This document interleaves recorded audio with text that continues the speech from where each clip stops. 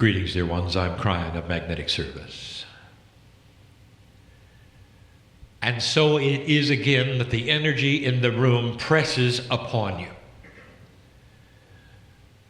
In the moment that I was gone, the energy has increased and developed. Awareness is more open. Hearts are more palatable. They're malleable. I want my partner to use the right word that I see. They are soft. And what has happened in the last few moments since I said the words that would close a mini channel is a consciousness shift in the room. And there are those now ready to hear what they came for. I am so aware, dear one, of who is here. For the message is about the recalibration of self. And the message is one that asks the listener and the reader to go beyond that which they would consider as what I would call survival reality. To move into the potential possibilities of things that are real, but that have no structural proof. And what I mean by structural proof is that they are not three-dimensional attributes that you understand. And I'm asking this because that is what is required for a recalibration of that which is personal, the very self-core, which is you. And in review, I will say that the channel tonight then complements the one from last night. And it will be succinct within itself and complete. However, if you will to listen to them as a pair, one before the other, in the sequence they were presented, it will be more complete. And so with this said, I will give a review of last night that will be then quick. Energy on the planet is what is shifting. But you cannot even define energy. We said before, if we ask you what energy was, most would see it in a wire. You do not think of energy as being that which emulates from or to the human being on a regular basis. It's usually something static you walk into or leave. The idea that the human is transmitting and receiving certain kinds of multidimensional energies all the time is not something that you were taught when you were a child. To come into that realization is to think that things are odd, spooky, weird, because you cannot assign any kind of attribute which is consistent and constant to any of it. Therefore, it is outside of the purview of what you would call that which makes sense and is formulated and empirical. And how are you going to get used to something that you don't understand? And that is what we're asking you to do. In addition, you have those things which restrict your belief or which are connected to human bias. And the one we have talked about last night and the night here is that balance on the planet inside you and your perception of dark and light. And we ask you to please understand that darkness has no intelligence. But you assign intelligence to all of these kinds of things because they are not empirical. And when you feel resistance, you assign an entity to it, not understanding that it might simply be the way things work. Again, we defined light and dark. Again, we wanted you to understand that you are a light worker and that light has an active attribute and darkness does not, as defined. Darkness is the absence of light. But the balances is something you could understand. If we told you there was going to be a new balance of dark and light, you'd say, I understand. If I told you that light was going to change and darkness was going to change, you'd say, what does that mean? But it is.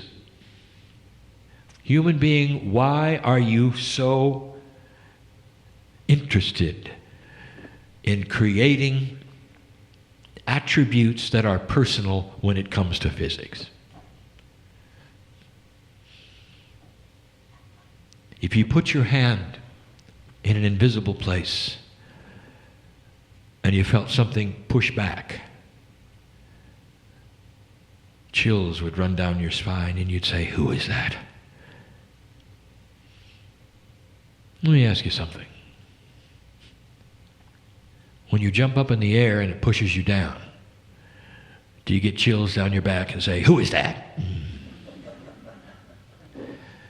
And you don't, and that's because you grew up with gravity. It's the biggest pusher of all. You didn't assign an entity to it, did you? When you have magnetics at their best in a static situation in a laboratory and you are working with the power of the positive and the negatives in repelling and pushing, you're looking at something that pushes and pulls. And have you assigned names to that? Only the ignorant natives might have done that, not understanding what it was at the atomic level. You have atoms that are missing parts. And those atoms look to other atoms that have those parts. They're constantly, through a process of unequalness, trying to balance. This is physics. It's energy. And they attach themselves to find atomic structure of the parts that are missing. That's magnetism. And I'm going to tell you the truth, dear ones. There's no negative entity in there with tails and a horn. Or horns and a tail. That was a Kryon joke. We're trying to show you something that should be so obvious to you. If you haven't experienced it, doesn't mean it doesn't exist. And so there are things that push and pull that you cannot see, that you believe are entities. Enter dark and light. Multidimensionality in systems on the planet of balance, much like magnetics, are always in play. And one of the attributes we told you was changing was one of the most esoteric of all, and that was the crystalline grid. The crystalline grid at the moment does not remember things linearly. If things happen that are negative, it remembers them with a higher power quotient than things which are positive. And therefore, when you walk on former battlefields, you feel it. And that's going to change. As the energy shifts, the crystalline grid, even in past remembrances, shift. What you do today rewrites how the crystalline grid remembered it yesterday. And here you are with the axiom that I've given you before, that what you do in the future changes the past. For the crystalline grid is becoming less linear than it used to be, and it's going to start remembering things far differently than it used to be, to such an extent that a light worker standing in a battlefield will forever erase what happened in battle. And we have told you to expect this, that you are rewriting self-worth. And it's hard. Last night we left with this. that the idea was for you to understand more about the push-pull of dark and light and what may very well happen next, and try your very best. Do not assign an entity to it. Darkness is stupid. It has no intelligence. It is simply part of a system that wants to survive for balance. Like so many other systems on the planet, even the ones at the atomic level. They're designed to survive for balance. When you start to rewrite the system, you will have that which is dark and light start to change its attributes. And what I'm trying to tell you is, light worker, the dark is going to resist and start to push back harder for survival. And you're going to go right to that place where it says, the dark side is getting me today. Not understanding that you're dealing with a force, not an intelligence. And I will tell you yet again, something that many still don't understand. If you're in the light, you can trick the dark. Because you can see and it cannot. That is the secret, dear one. And yet the dark is going to come forward in its balance trick, in a multidimensional way, to try to snuff out the light. Oh, dear ones, the light is coming. What's happened to you today? Can you feel it? You're going to leave differently than you came. Can you feel that? I can. I know who's here. I know what's happened. I know what's happened. The third language, which is a consciousness of communication way above anything my partner did today, has visited you in this room, and that's what he was talking about. He knew that was eminent, and it doesn't always happen. Touching those with truth. Helping those to understand perhaps a little more why they're here. I'm going to talk about that. Even solving some problems. Now that's energy. That's a multidimensional energy you did not expect. Touching you in areas that you cannot explain. But your wisdom factor gets bigger. Light workers have the advantage. You're about to plant seeds of peace on earth. And in the process, an old balance of light and dark will be interrupted. Eventually, like some of the other planets we have discussed, the dark will diminish to a place where there will be no more war. Countries will continue to have disagreements. There will be things to work out. But there will be no more war. We have told you that you will look back on the time before 2012, eventually. I have no clock. I cannot tell you when that will be, but I can promise you this, that humans will look backwards to today and say, you were barbaric. And of course, that will be you looking back. That's how different it can be. We talked about the Bridge of Swords. We talked about a battle coming. This is it. You're in it. The swords are metaphoric for celebration. You walk through a bridge of swords during marriages and celebrations in military and not. Spirit puts them and crosses them in battle before you, and you walk underneath them, light worker, on your way to the battlefield of a realignment of self. But it isn't going to be easy. So let us describe in this short time what we did not talk about yesterday. Let us itemize some of the things that the dark, in its darkness, will bring to you to look at. And if you know it's coming, you can conquer it. What do you think darkness would do that would quench your light? Now, although it is not intelligent, as we discussed last night, if a human takes it and wishes to work with it, the human adds a consciousness of evil on purpose. Therefore, it's darkness that is enhanced by other humans who wish to keep it alive. Darkness by itself is innate.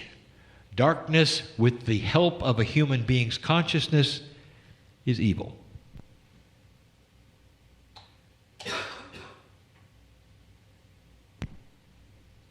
It helps to explain the power of those processes which human beings have had where they conjure up that which seems to be demonic, gives credibility to that which is voodoo, and must marry to a belief system of those who are afraid. So it is complex.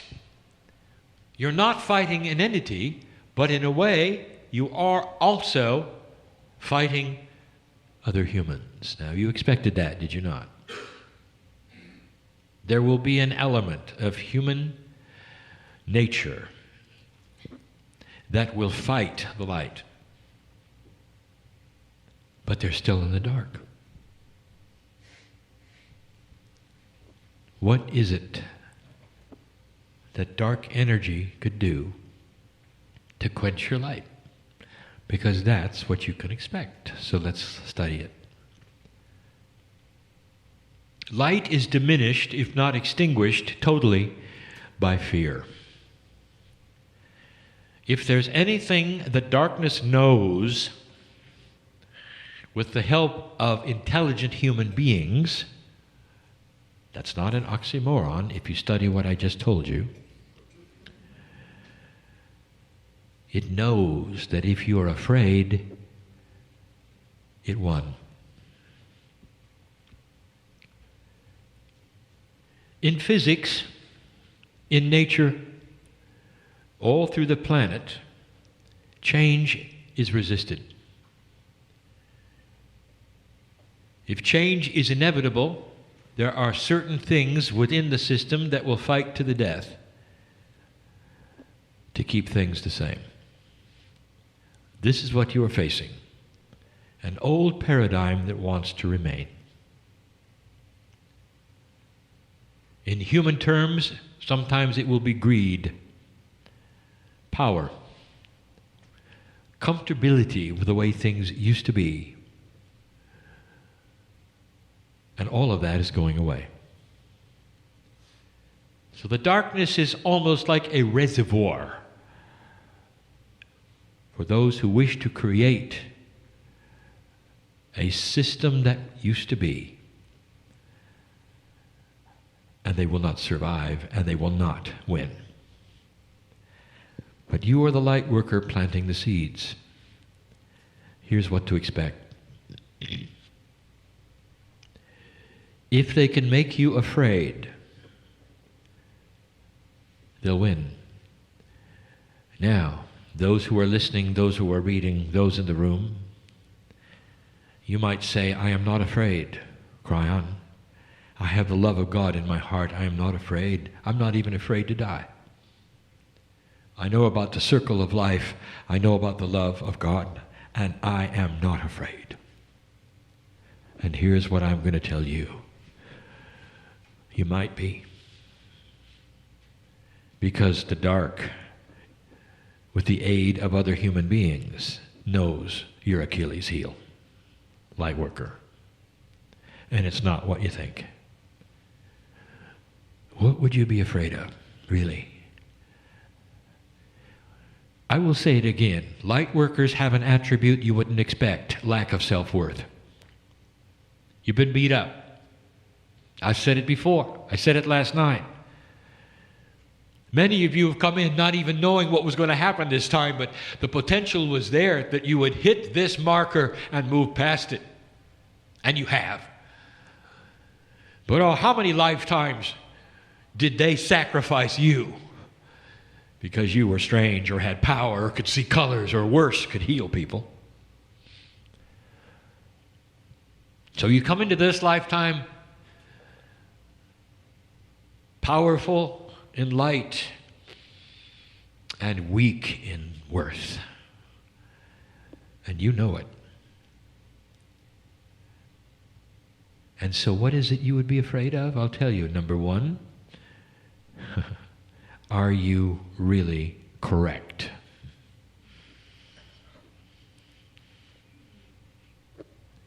Is this really happening? Or are you a fool who have grasped on to the nothingness, the emptiness of the New Age and lived your life in frustration and foolishness? And you will say, I am not afraid of that because I know I am right. I feel it in my heart. I have the love of God. And I'm going to tell you there will be things that may make you ask the question. And if you even start to ask the question, that is a seed of doubt. And on your deathbed, and not until then, you'll never know. Do you see where I'm going with this, dear ones? Because this darkness, which is not intelligent, knows about light and dark. It knows what you're afraid of. It can't see you. And you can dance around it and move around it, but it can't see you but can make you afraid. Afraid whether you have it right. And then there's the minutia of rightness. You were trained in a three-dimensional world with three-dimensional spirituality, and they told you over and over, if you don't do this right, you're going to fail. You might even go to hell. And so it may occur to you, you've been doing it wrong. And in doing it wrong, you've displeased God, or worse, you're not fulfilling the purpose that you came for. And you use the word contract. Let somebody come along who looks like a light worker and tell you you failed, you haven't pleased God, and you're not fulfilling your contract, and you will go down. Because you will hear them, and they will appear to be one thing, and they're not. They'll be representatives of the dark. This is the war that we spoke of. It's the war of belief. Light and dark is clashing in a multidimensional way, in a back and forth way that you didn't expect, and it's not as simple as not being afraid. Dark will trick you if you let it. Dark will come along and say, well, have you found your life's purpose yet? And most of the light workers in the room will say, not really. But I know I will someday. And the darkness will say, it's too late. For you failed God and you failed yourself, and you'll never do the things you came for. And darkness is so 3D. I want you to watch for this, dear ones, for this is how you're going to know what is dark and what is not. If darkness tells you you failed, that is not the light. If anyone on this planet stands in front of you and says you haven't found your contract and when are you going to get with it spiritually, that's not the light. And I will give you the truth. And the truth is something that I have given over and over. Light workers are here to stand and show their light, not to do things. You were born on the planet to walk from A to B, to have compassion for other human beings, and to show the family what love is, to show the workers around you what love is, to be gentle in your countenance and act like a master, not to write a book or build a healing center or do any of the other things that you've been told you might be doing. Did you hear me? being here is what you came for. And we celebrate this light. And as long as you walk on the earth and understand this, darkness cannot touch you. For you can't be afraid of things that are not right. You've made the rules. Don't let them tell you what the rules are. Afraid of having failed God, afraid you didn't fulfill your contract. Let me give you a concept if you haven't heard it before. If you want to have a contract, fine. If you've been told that you have a contract, fine, but it's in invisible ink.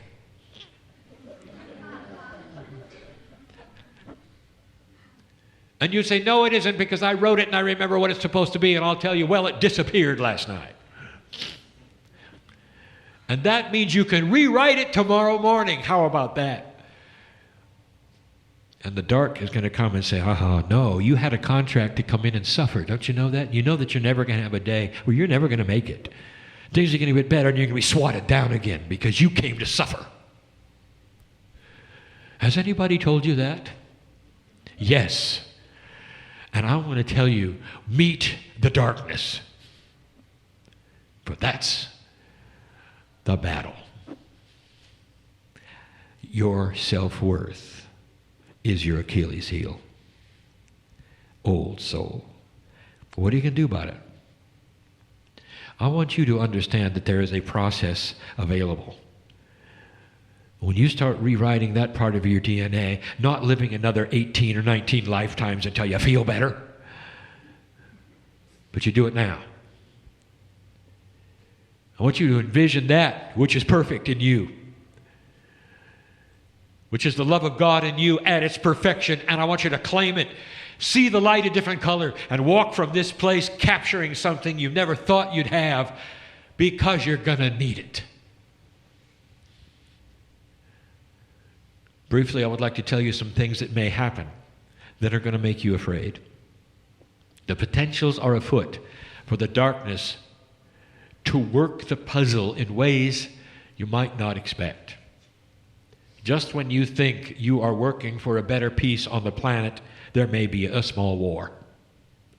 And what are you going to do with that? Are you going to throw up your hands and say, I knew I was wrong? Darkness won? Or are you going to look at it and say, I see the deception. Humans are simply being humans. It's not going to last long. And it's going to be intolerable to those around it who didn't create it. Intolerable. I want to tell you, the young people of this earth do not want war. They do not want war anywhere. And if it occurs, it's going to be the elders who did it. And the young people are going to slap them down for it. But in the meantime, you're going to look at it and go, what's happening? I thought things were going to get better. What's one of the worst things that could take place that would make you doubt? And I will tell you what to look forward to and what to expect. It's something you didn't think could happen, a split in the new age. You might have to make a decision. Or not. I encourage you not to participate in a split of any kind. If you have a consciousness which has no boxes to get in, how can it split? If you have a consciousness where there is no membership or doctrine, how can it split? And yet there will be those who say, well, the processes are the processes and you're not doing the right thing. Therefore, we cast you away. You're no longer a light worker. Welcome to the human being who always takes divine things, puts their own spin on it, and gets into their own box and calls you wrong. And what are you going to do with that? In your own backyard with people perhaps you love, what are you going to do with that? And I want to tell you what you should do with that. Here comes a should. It's the same should I gave you before once. It's the only should that Kryon is ever going to give any human being. And that is you should capture that which is the love of God and don't let go. Don't let the intellect trick you into thinking you got to go one way or the other. If you hold the Master's energy, nothing can touch you. Let them go and be and do. Meanwhile, you're going to plant seeds on the planet. That's why you came. There'll be conspiracies. Not really. Not really. But they'll tell you there are, and they will be believable, and they will be ugly. Darkness loves this, for conspiracies love the dark. And they function so well, because nobody knows if they're real. And so that's what darkness will plant. Conspiracy theories you haven't even heard yet. And there will be a lot of them. Recognize them when they show up. Know that they are not from the light. Know that they are not accurate. Recognize them and cast them away. Do not support them. You do not have to argue with anybody who comes forward with it. You can see the love of God in your life and see God in them, and that's all you have to see. And you move forward, planting the seeds of light on the earth. Can you imagine what the masters of the planet went through? Who confronted them with what? The things that have not been written down? The difficulties with humanism? Can you imagine? And do you know what they did with it? Nothing. They didn't have to. They were above it, all of it. Those conspiring against them, trying to get signatures here and those kinds of things there, they were above it. They moved forward and put their light where it should be. The Master said the difference between then and now is that the earth is ripe and ready, and that the seeds you plant will grow, and they'll grow fast. The seeds are compassion. They are understanding. They are love. And they are, listen, good health. How do you feel about that? Light worker, you didn't come all this way, so you die early. That's not in the contract. Maybe the old contract you think you had, or somebody told you you had, or the one that you made up. That's not the love of God.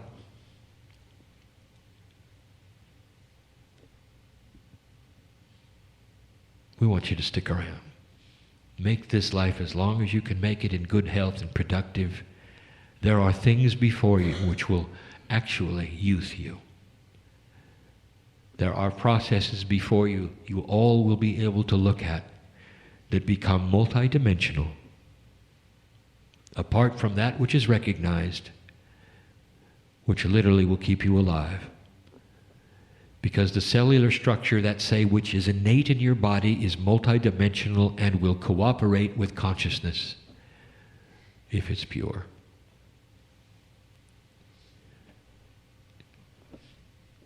This is not a frightening message. And you know why? Because darkness doesn't have a chance.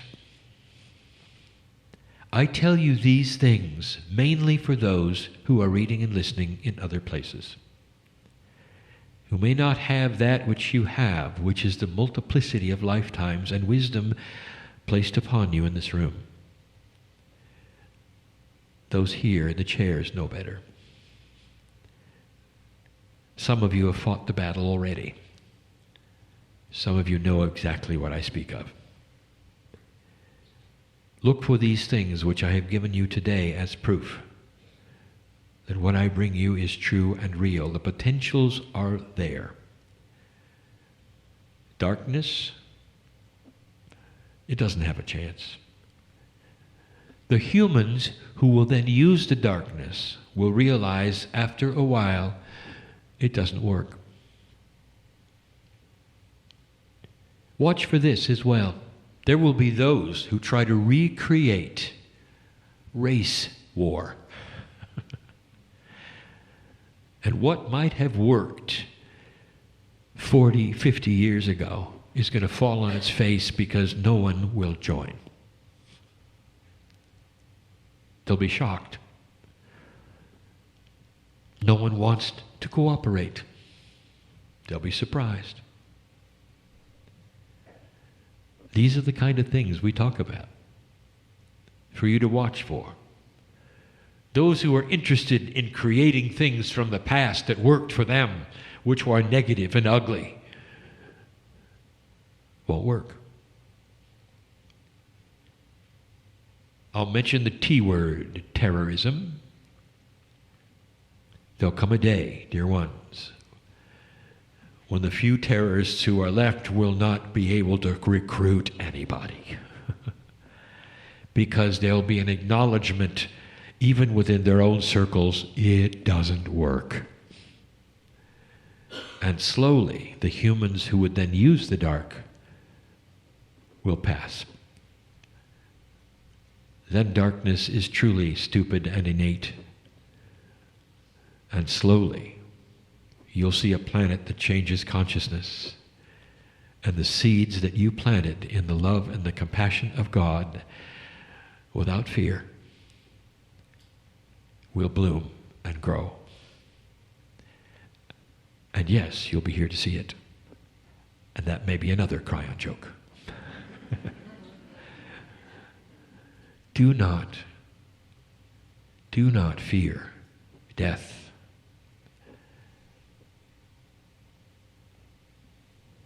All of you are scheduled for return. All of you, every one in the room. I speak to the room.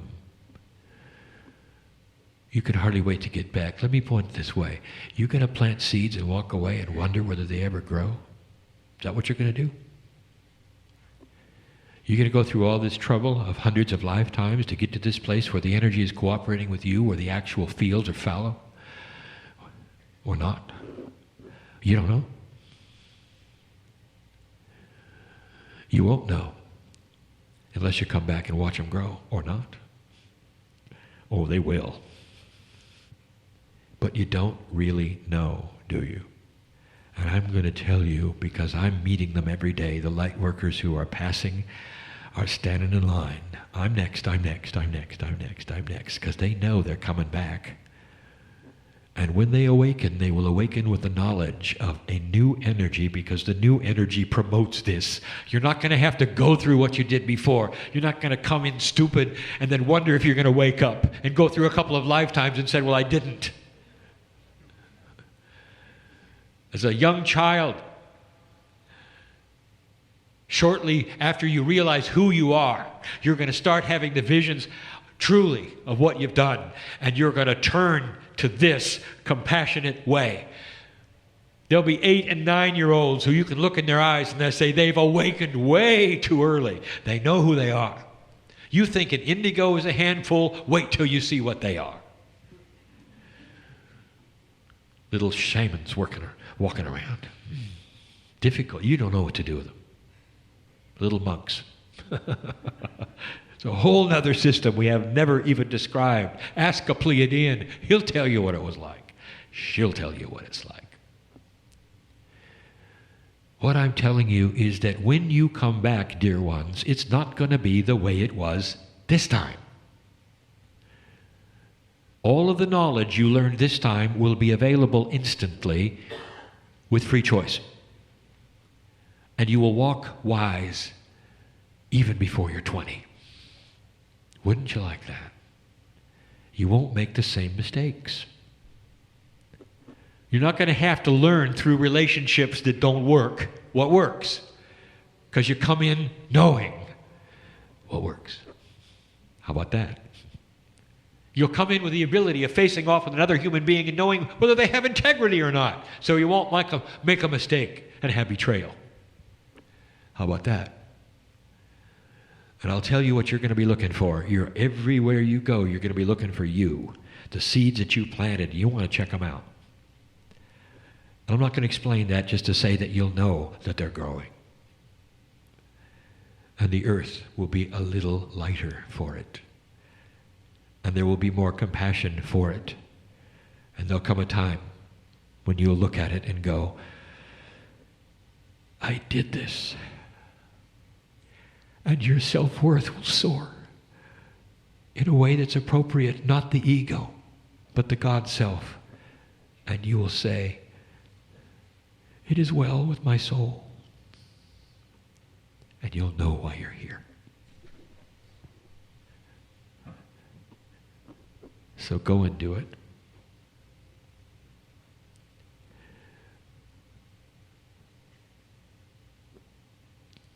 I'm Kryon, in love with humanity.